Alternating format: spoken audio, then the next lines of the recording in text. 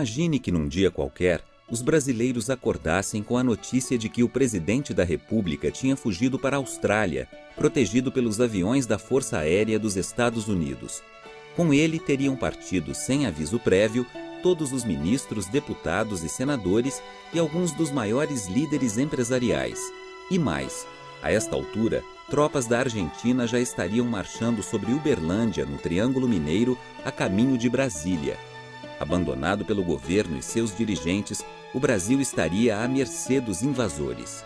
Provavelmente a reação dos brasileiros diante de uma notícia tão inesperada seria de desamparo, medo e revolta. E foi assim que os portugueses reagiram na manhã de 29 de novembro de 1807, quando circulou a informação de que a rainha, o príncipe regente e toda a corte estavam fugindo para o Brasil sob a proteção da Marinha Britânica.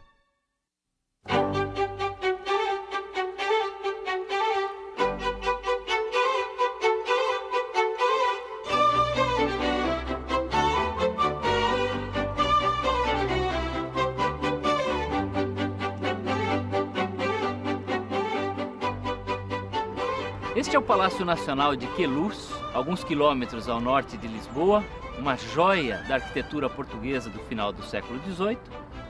E foi deste local que a corte portuguesa partiu em direção ao Brasil 200 anos atrás. Na verdade, foram dois locais. Aqui moravam a rainha Dona Maria I, chamada de a Pia ou também a Rainha Louca, porque ela era insana. Já fazia alguns anos que ela não governava mais, porque ela tinha problemas mentais. E o seu filho, o príncipe regente Dom João, morava em Mafra, um palácio mais antigo, de linhas mais sóbrias, situado a cerca de 15, 20 quilômetros desse local. Então o Dom João partiu de Mafra e a Dona Maria e a sua nora, a princesa Carlota Joaquina, com as filhas, saíram aqui de Queluz. Foi um acontecimento inédito na história de Portugal e do Brasil e também da história da humanidade. Nunca antes uma corte europeia tinha deixado o seu reino, atravessado um oceano para ir governar e morar do outro lado do mundo.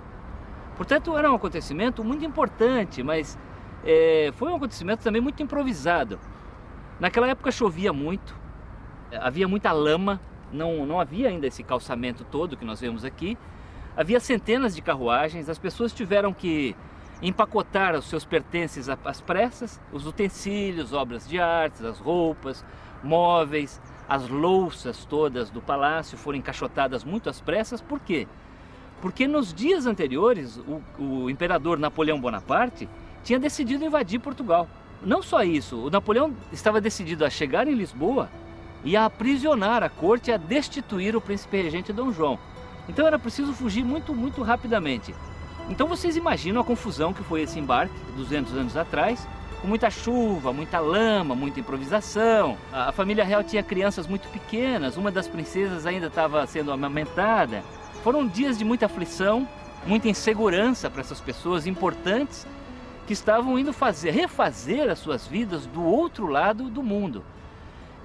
Daqui, então, partiram centenas de carruagens, carroças, em direção ao porto de Lisboa, onde havia cerca de 58 navios à espera do embarque da corte. Além da rainha, do príncipe regente, da princesa e dos seus filhos, embarcaram também os nobres, todos os funcionários públicos mais importantes, alguns dos empresários mais influentes da época. Então estima-se que cerca de 10 a 15 mil pessoas abandonaram Portugal às pressas, numa fuga bastante improvisada, para ir morar no Brasil.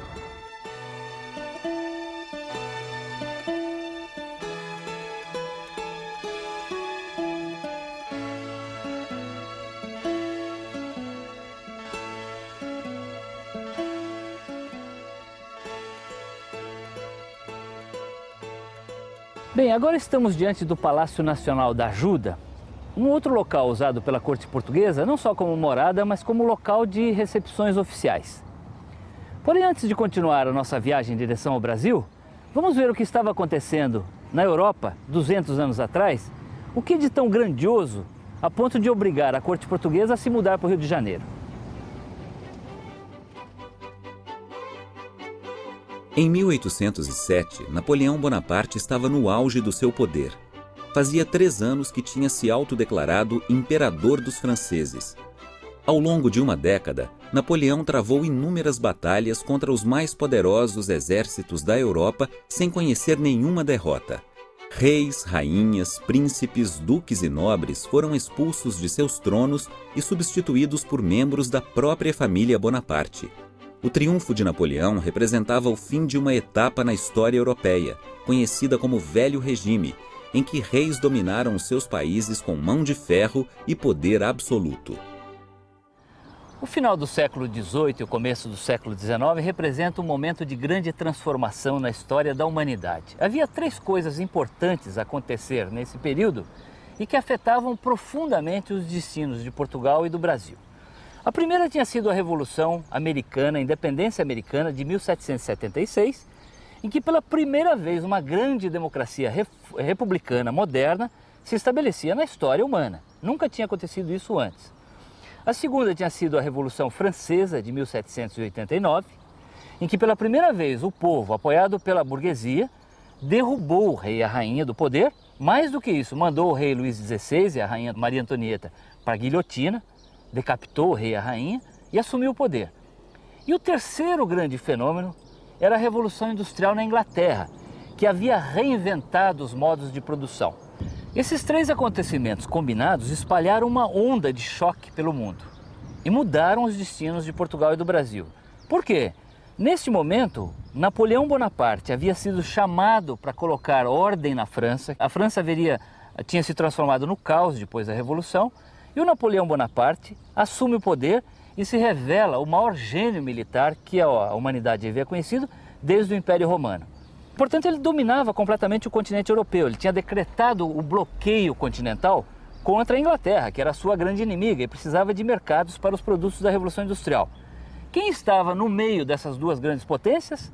O pequenino, indefeso Portugal. Era um país, nessa época, sem recursos, com população muito pequena, sem exércitos para se defender, espremido pelos interesses de 2 potências muito poderosas. O que aconteceria se a corte não fosse para o Brasil? O Dom João seria preso e deposto pelas tropas de Napoleão, ou caso ele aderisse à França, Lisboa seria bombardeada pelos navios ingleses que não queriam que Portugal caísse em mãos de Napoleão. Então a alternativa que sobrou para o príncipe regente Dom João foi embarcar toda a sua família, toda a corte, para o Brasil, protegida pelos navios da Inglaterra, que na época representavam a maior força marítima do mundo. Agora, os planos de transferência da corte para o Brasil já eram muito antigos em Portugal. Eles já eram discutidos cerca de 250 anos antes, durante o período chamado de União Ibérica. E fazia muito sentido, era uma ideia bastante sensata, porque Portugal era realmente um país com recursos muito escassos, vivia constantemente ameaçado pelos seus vizinhos e a riqueza estava no Brasil. Era de onde os portugueses tiravam o ouro, o diamante, o tabaco, o açúcar, a madeira, o algodão, a carne de charques, produtos que mantinham a força, a prosperidade do Império Colonial Português. Então os planos eram muito antigos. Agora, o que houve em 1807 foi realmente uma fuga apressada, uma fuga muito improvisada, e tanto assim que na correria do embarque, 2 tesouros ficaram esquecidos no porto de Lisboa. Um foi a prataria das igrejas, que não deu tempo de embarcar e os franceses confiscaram e derreteram logo em seguida. A outra eram os livros da Biblioteca Real Portuguesa, que estavam aqui no Palácio da Ajuda. Eram 60 mil volumes, uma preciosidade para a época, uma das maiores bibliotecas do mundo, que também ficaram abandonados no porto de Lisboa. Depois retornaram aqui para o Palácio e chegaram ao Brasil até 1811 em 3 viagens consecutivas.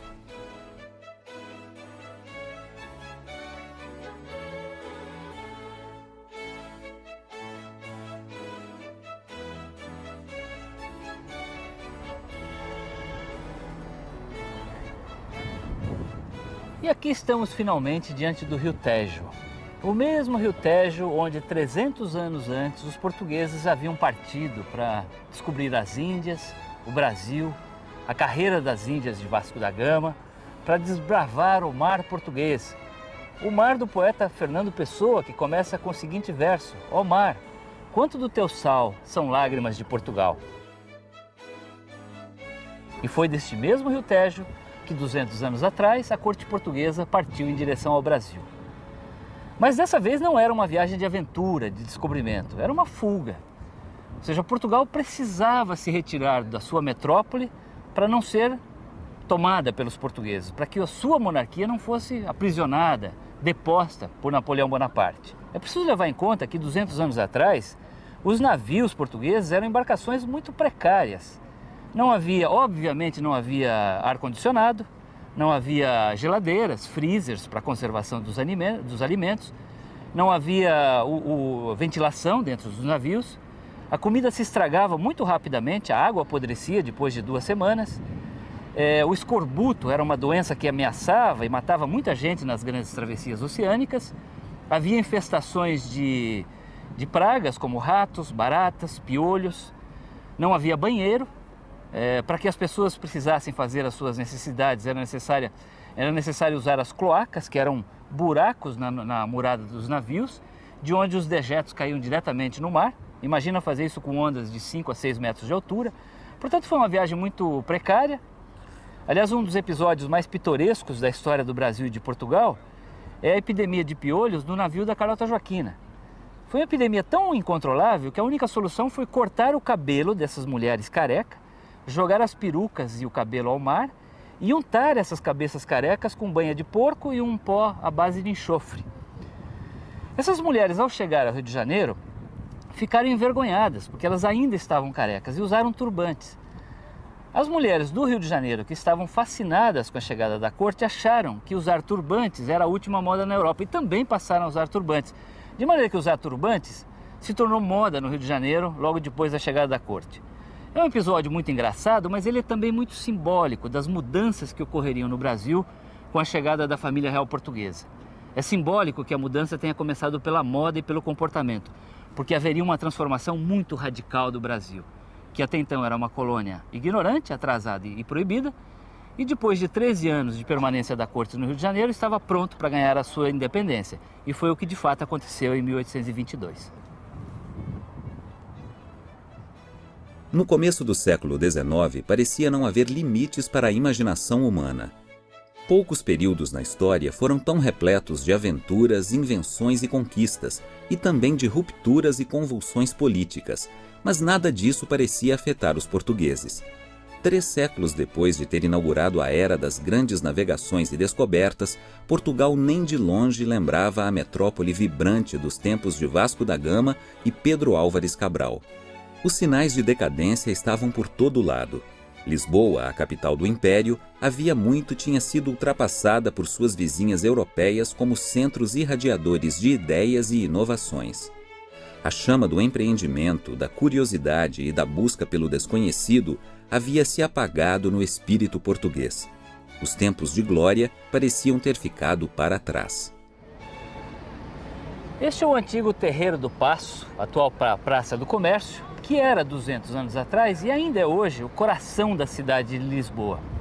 E foi aqui que as tropas do imperador Napoleão chegaram, algumas horas depois da partida da corte para o Brasil, no dia 29 de novembro de 1807. Os 13 anos seguintes à partida da corte, enquanto o príncipe regente e futuro rei Dom João VI permaneceria no Rio de Janeiro, seria um período de muito sofrimento para o povo português, mas também de muito heroísmo.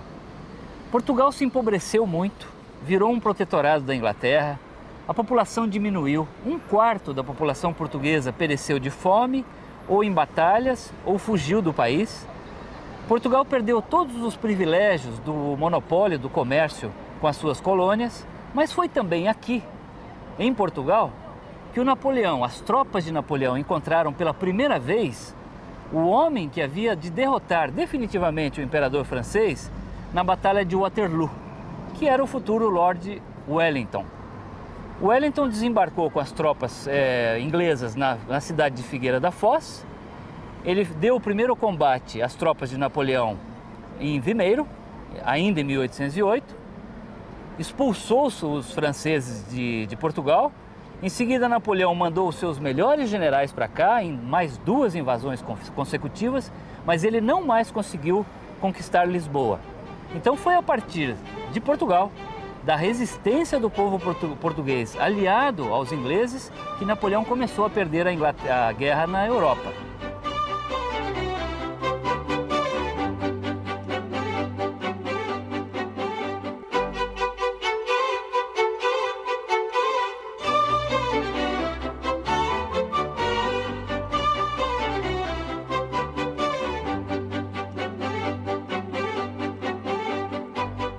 200 anos atrás, o Brasil não existia. Pelo menos não como é hoje, um país grande, integrado, de identidade muito bem definida. Até 1807, o Brasil era uma grande fazenda extrativista de Portugal. Era daqui que os portugueses tiravam produtos primários, como a madeira, o açúcar, o algodão, o tabaco, carne de charque, couro de boi curtido, a cachaça, que era um produto importante no tráfico de escravos com a África, e especialmente o ouro e o diamante. Graças à descoberta do ouro no final do século XVII, tinha havido uma explosão populacional no Brasil. A população, que nos primeiros 2 séculos da colonização tinha chegado no máximo a 300 mil habitantes, portanto o tamanho de uma cidade média do Brasil de hoje, no final do século XVIII, ou portanto 100 anos depois, já era de 3 milhões de habitantes. Ou seja, tinha aumentado 10 vezes no espaço de apenas 100 anos. Essa era a população brasileira quando a corte chegou ao Brasil em 1808. Mas o Brasil era ainda um local muito atrasado, muito selvagem. As províncias eram isoladas, se reportavam diretamente a Lisboa, aliás, eram rivais entre si. Havia uma precariedade absurda nos meios de comunicação. Não tinha ensino superior, não tinha livros, não tinha imprensa. O direito de reunião era proibido. O precário comércio colonial era feito pelas tropas de mula, que faziam o transporte de mercadorias entre o Vale do Paraíba, o sul de Minas, o interior do Rio de Janeiro. Para se ter uma ideia da precariedade das comunicações, a notícia da morte do Dom José I em 1777 demorou 3 meses para chegar a São Paulo, que até então era uma vilazinha de 20 mil habitantes. Ou seja, o Brasil era um lugar muito simples 200 anos atrás. Mas tudo isso mudaria radicalmente com a chegada da corte.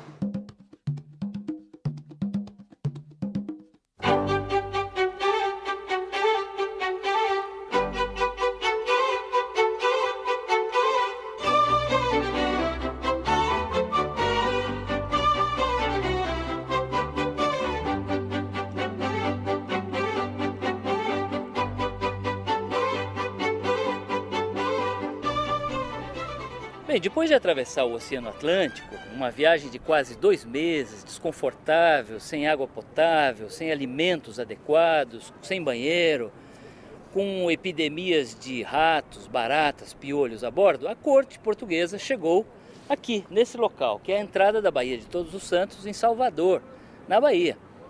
Foi nesse local que os navios portugueses despontaram em 22 de janeiro de 1808, e aos poucos eles foram se aproximando e estacionaram nessa região que fica hoje próxima ao Forte São Marcelo, uma construção militar do século XVII, erguida para proteger Salvador contra os ataques de corsários e piratas, e o atual Mercado Modelo. Curiosamente, não veio ninguém receber o príncipe regente e a família real portuguesa. Os baianos tinham informações muito vagas, tinham ouvido boatos de que a corte estava vindo para o Brasil, mas não tinham certeza disso. Então a única pessoa que apareceu para receber o Dom João foi o Conde da Ponte, que na época era o governador da Bahia. O Dom João ficou surpreso e falou: mas não vem ninguém de terra me receber? E o Conde respondeu: Majestade, só não veio porque eu pedi para que ficassem nas suas casas. Mas se o senhor ordenar, imediatamente a Bahia vem lhe prestar homenagem. E foi de fato isso que aconteceu. O Dom João permanece 5 semanas na Bahia. Aqui ele começa a transformar o Brasil. Ele toma uma medida importante, que foi a abertura dos portos. Pela primeira vez o Brasil estava livre para comercializar com as nações amigas, o que na prática era apenas a Inglaterra. Mas enfim, começa uma grande transformação. Essa escala do Dom João na Bahia, ela sempre foi motivo de controvérsia entre os historiadores. Antigamente se dizia que tinha havido uma grande tempestade, a esquadra portuguesa se dispersou, uma parte, incluindo a nau do príncipe regente, veio parar na Bahia meio que por acaso. Isso não é verdade. Pesquisas recentes mostram que o Dom João veio à Bahia de forma deliberada. Ele queria passar na Bahia, ao contrário do que se imaginava. Por uma razão muito simples, a Bahia era uma província muito importante, tanto do ponto de vista político quanto econômico. A corte precisava de apoio de todo o Brasil, então passar em Salvador, fazer um afago aos baianos, tomar decisões importantes aqui, mostrou um príncipe regente agindo de forma mais sábia, mais esperta, mais inteligente do que se imaginava.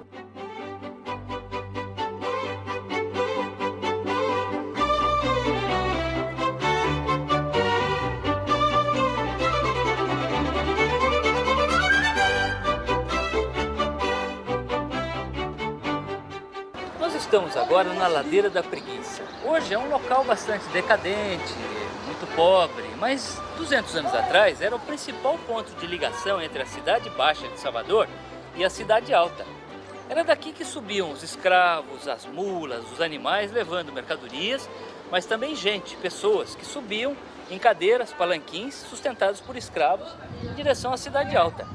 E foi neste trecho aqui que subiu a corte portuguesa de Dom João, evidentemente transportada por escravos, era um grande número de pessoas e tal. 200 anos atrás, Salvador era a segunda maior cidade brasileira, tinha 40 mil habitantes, o Rio de Janeiro, que era a maior cidade, tinha 60 mil habitantes. Os baianos ainda eram muito influentes do ponto de vista político, ainda era uma capitania, uma província muito próspera, mas havia muita revolta no ar. Os baianos se ressentiam da mudança da capital para o Rio de Janeiro em 1763, na época depois da descoberta do ouro e do diamante em Minas Gerais. Então havia muita revolta no ar na Bahia, e um acontecimento importante, alguns anos antes da chegada da corte, em 1798, foi a Conjuração Baiana, também conhecida como a Revolta dos Alfaiates, em que houve uma grande rebelião em Salvador e os baianos tentaram se separar de Portugal, declarar sua própria independência, como tinha feito o Tiradentes na Inconfidência Mineira. O Dom João sabia disso, ou seja, sabia que havia sinais de inconformismo na Bahia, e por isso que ele passa em Salvador, porque ele precisava do apoio de todos os baianos. Então isso mostra uma decisão bastante inteligente desse príncipe regente, que não estava apenas fugindo de Napoleão, ele estava agindo de acordo com o manual político, que fazia todo sentido. Depois da abertura dos portos, o Brasil foi invadido pelos produtos ingleses, numa escala nunca antes imaginada. Chegava de tudo. Muitas coisas eram práticas e úteis, como tecidos de algodão, cordas, pregos, martelos, serrotes, fivelas de arreios e ferragens em geral. Mas havia também excentricidades, como patins de gelo e pesadas mantas de lã, que causavam espanto sob o calor úmido e abafado dos trópicos. Eram produtos que as fábricas inglesas despejavam em quantidades monumentais e a preços baixos, graças às novas técnicas de produção desenvolvidas pela Revolução Industrial do final do século XVIII.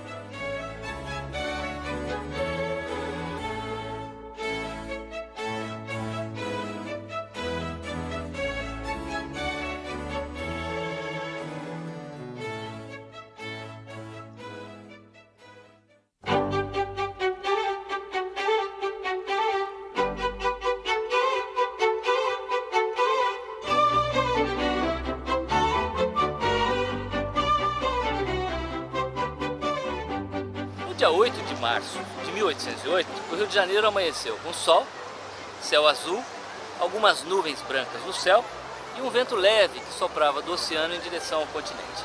Essa descrição aparece nos relatos do padre Luiz Gonçalves dos Santos, que também era conhecido como Padre Perereca, porque ele tinha os olhos esbugalhados, uma complexão atarracada, e foi uma testemunha da chegada da corte ao Rio de Janeiro, depois de quase 100 dias de viagem entre Portugal e o Brasil, com uma escala de 5 semanas em Salvador. E este foi o local da chegada da corte, 200 anos atrás. Hoje é a atual Praça 15, no Rio de Janeiro, de onde partem as barcas que fazem a travessia da Baía da Guanabara em direção a Niterói. Este casarão que aparece aqui atrás era até então a casa do vice-rei do Brasil, o Conde dos Arcos, e é o local em que o Dom João e a Carlota Joaquina ficam abrigados nos primeiros dias. E aqui começa também a grande transformação que o Brasil viveria nos 13 anos seguintes. Ainda em Salvador, onde permaneceu 5 semanas, o Dom João tinha tomado uma decisão importantíssima, que tinha sido a abertura dos portos. Pela primeira vez em 300 anos, o Brasil estava livre para comercializar os seus produtos com qualquer outro país amigo que não fosse apenas Portugal, até então detentor do monopólio nesse comércio. Mas o Dom João tinha feito outras decisões importantes. Ele tinha autorizado a criação de uma escola de engenharia, uma escola de medicina, autorizado manufaturas, ele mandou construir fábricas de pólvora, de vidro, de tecidos, moinho de farinha de trigo. Ele tinha uma fábrica de ferro também, tinha criado uma companhia de seguros, ele cria a Justiça Brasileira, ele cria também o Banco do Brasil, a imprensa régia. A corte chegou ao Brasil empobrecida, destituída e necessitada de tudo. Já estava falida quando deixara Lisboa, mas a situação se agravou no Rio de Janeiro. Dom João precisava do apoio financeiro e político da elite da colônia, rica em dinheiro, porém destituída de prestígio e refinamento. Para cativá-la, iniciou uma pródiga distribuição de honrarias e títulos de nobreza que se prolongaria até seu retorno a Portugal em 1821. Apenas nos seus 8 primeiros anos no Brasil, Dom João outorgou mais títulos de nobreza do que em todos os 300 anos anteriores da história da monarquia portuguesa.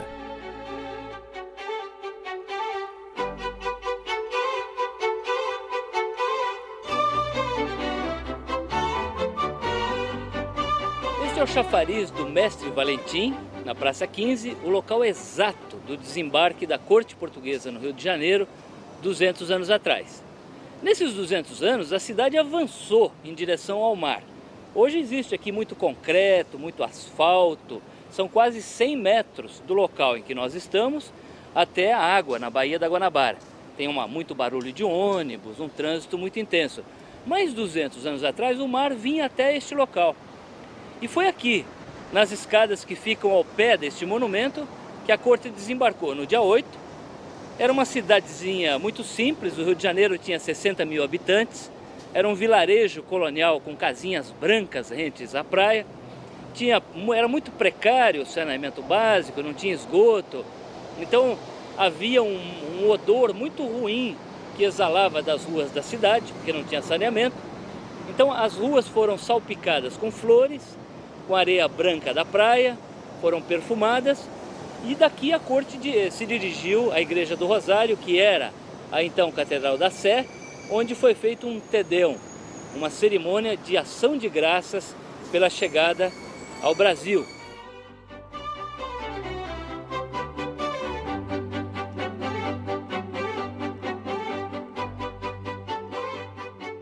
Quando a corte portuguesa chegou ao Brasil, o Rio de Janeiro era o maior entreposto negreiro das Américas. A cidade recebia entre 10 mil e 18 mil escravos por ano. Os escravos constituíam 2/3 da população, escravos, negros forros e mulatos, e eles eram uma onipresença na cidade do Rio de Janeiro. Faziam de tudo. Vendiam carvão, vendiam capim, vendiam leite, distribuíam água que descia da Floresta da Tijuca, aqui por esse aqueduto dos Arcos da Lapa, em direção ao Largo da Carioca. Eles vendiam essa água de casa em casa, também recolhiam os esgotos da noite, os dejetos acumulados durante a noite e levavam em direção ao mar. Naquela época, as praias não eram locais de banho de sol, de banho de mar e de lazer como são hoje, eram esgotos a céu aberto. E cabia aos escravos fazer essa tarefa de saneamento básico da cidade. A escravidão era o principal negócio do Rio de Janeiro no final do período colonial brasileiro. Os grandes empresários da época eram todos traficantes de escravos. Os escravos chegavam ao Rio de Janeiro e ficavam em quarentena no mercado do Valongo, que é um local hoje situado próximo à zona portuária do Rio de Janeiro, e eles ficavam ali para se recuperar das doenças, engordar, porque eles chegavam muito magros, da precária travessia, que era uma viagem nos porões dos navios negreiros, a travessia do Oceano Atlântico. De cada 2 escravos capturados na África, só um chegava vivo ao Brasil, o outro morria. Portanto, era uma taxa de mortalidade enorme, de 50%. Em compensação, o escravo que chegava vivo, ele se valorizava 3, 4 ou mesmo 5 vezes. Portanto, do ponto de vista do traficante de escravos, era um bom negócio, era um excelente negócio. E os escravos, eles eram comercializados no mercado do Valongo, como hoje se compra e se vende um animal, um boi, um cavalo, numa fazenda, num frigorífico do interior do Brasil. Ou seja, O comprador examinava o dente dos escravos para ver se ele estava saudável, se não estava muito cariado, apalpava a pele, o músculo para ver se estava rijo, mandava o escravo correr de um lado para o outro e em seguida ele fixava um preço. Ou seja, os escravos eram uma mercadoria como outra qualquer na época em que a corte chegou ao Brasil.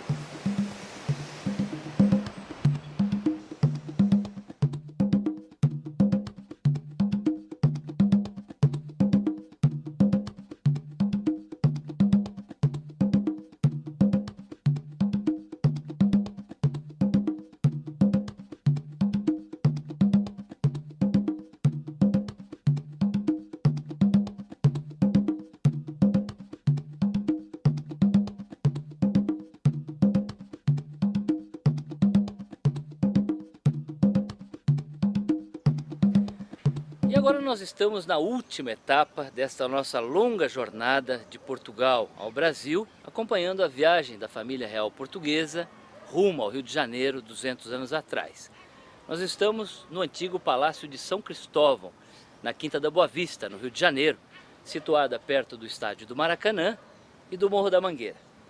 Foi neste local, neste prédio, que o Dom João ganhou de presente de um grande traficante de escravos, o Elias Antônio Lopes, logo que chegou ao Rio de Janeiro, em março de 1808, foi nesse local que o rei passou os seus 13 anos seguintes, na sua temporada brasileira. Era aqui que o Dom João despachava com seus ministros, dava audiências aos embaixadores estrangeiros e também recebia a corte, a população do Rio de Janeiro, nas cerimônias do beijamão, que eram eventos que duravam 6, 7 horas, em que qualquer pessoa, mesmo os escravos e os índios, tinham o direito de entrar na fila para beijar a mão do rei, entregar bilhetinhos, reclamar do comportamento dos funcionários públicos, fazer pedidos especiais.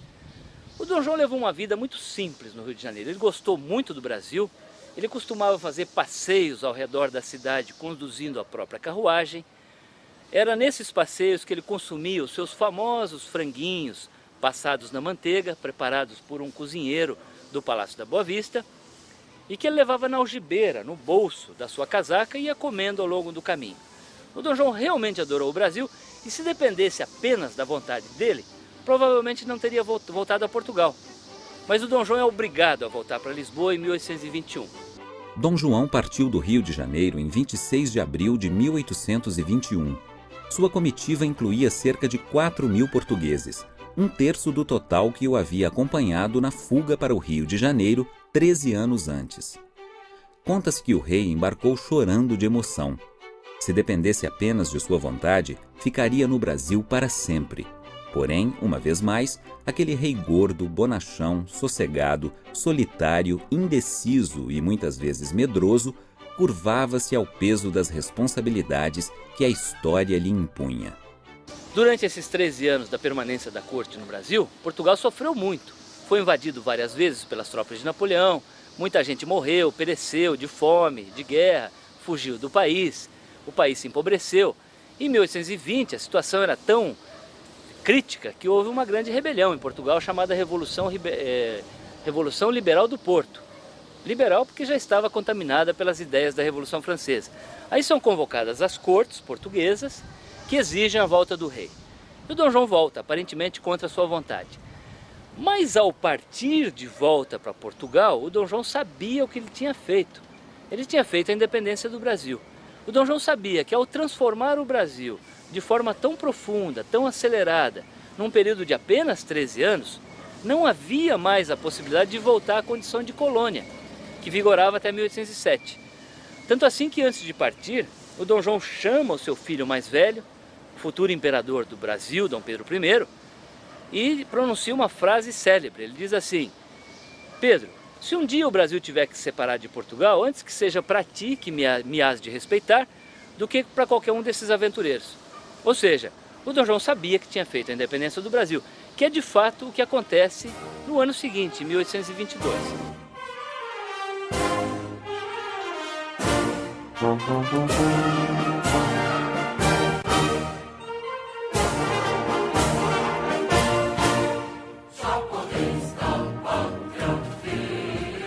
Esta é a principal consequência da vinda da corte para o Brasil, uma independência a independência sob controle da monarquia, controle da família real de Bragança, porque se a corte não viesse para o Brasil, provavelmente a colônia portuguesa teria se fragmentado em 3, 4 repúblicas menores. Não haveria este país grande, de dimensões continentais, de uma cultura muito bem definida, de 190 milhões de pessoas que se reconhecem como brasileiras, que é a noção de identidade nacional que nós temos hoje. Portanto, a principal consequência da vinda da corte para o Rio de Janeiro 200 anos atrás é o próprio Brasil que nós temos hoje.